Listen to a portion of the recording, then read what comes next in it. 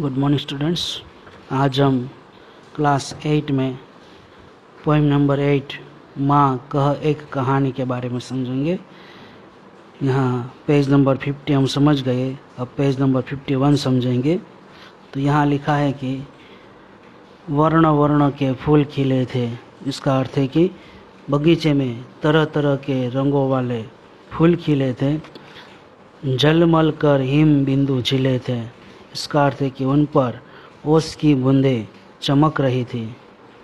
हल्के झोंके हिले मिले थे। हवा के हल्के हल्के झोंकों से फूल हिल रहे थे। लहराता था पानी, उन पर ओस का पानी लहराता था। लहराता था पानी, हाँ हाँ यही कहानी। इसका अर्थ है कि राहुल ने पूछा, क्या उन पर पानी लहराता था? हाँ माँ, मुझे यही कहानी सुननी है।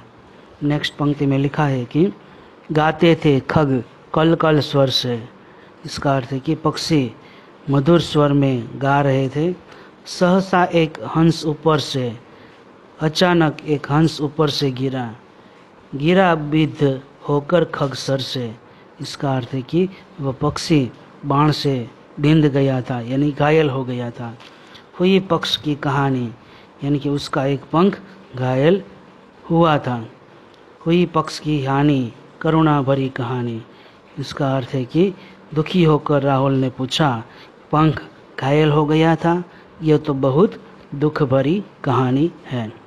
नेक्स्ट पंक्ति में लिखा है कि चौंक उन्होंने उसे उठाया।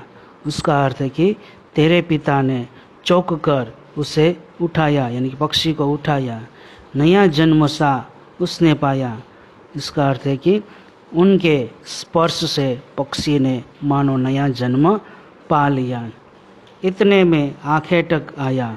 इसका अर्थ है कि उसी समय शिकारी वहां आ पहुंचा। लक्ष्य सिद्धि का माने। उसका अर्थ है कि उसे इस बात का गर्व था कि उसका निशान सही बैठा है। लक्ष्य सिद्धि का मानी, कोमल कठिन कहानी। इसका अर्थ है कि क्या अचूक निशाने का अभिमानी, यह तो कोमल पर कठोर कहानी है। आगे की पंक्ति में लिखा है कि मांगा उसने आहत पक्षी। इसका अर्थ है कि शिकारी ने तेरे पिता से घायल पक्षी मांगा। तेरे तात किंतु थे रक्षी। इसका अर्थ है कि परंतु तेरे पिताजी पक्षी की रक्षा करने वाले थे। तब उसने जो था खग पक्षी। इसका अर्थ है कि तब पक्षियों का मांस खाने वाला, तब उसने जो था खग पक्षी हठ करने की ठानी। इसका अर्थ है कि तब पक्षियों का मांस खाने वाला वह शिकारी पक्षी लेने पर अड़ गया। इसके बाद है हठ करने की ठानी, अब बढ़ चली कहानी। इसका अर्थ है कि राहुल बोला, वह अड़ गया, अब तो मामला बहुत बढ़ गया। ठीक है स्टूडेंट्स, यहाँ तक रखते हैं। आगे की पंक्ति अगले दिन समझेंगे हम।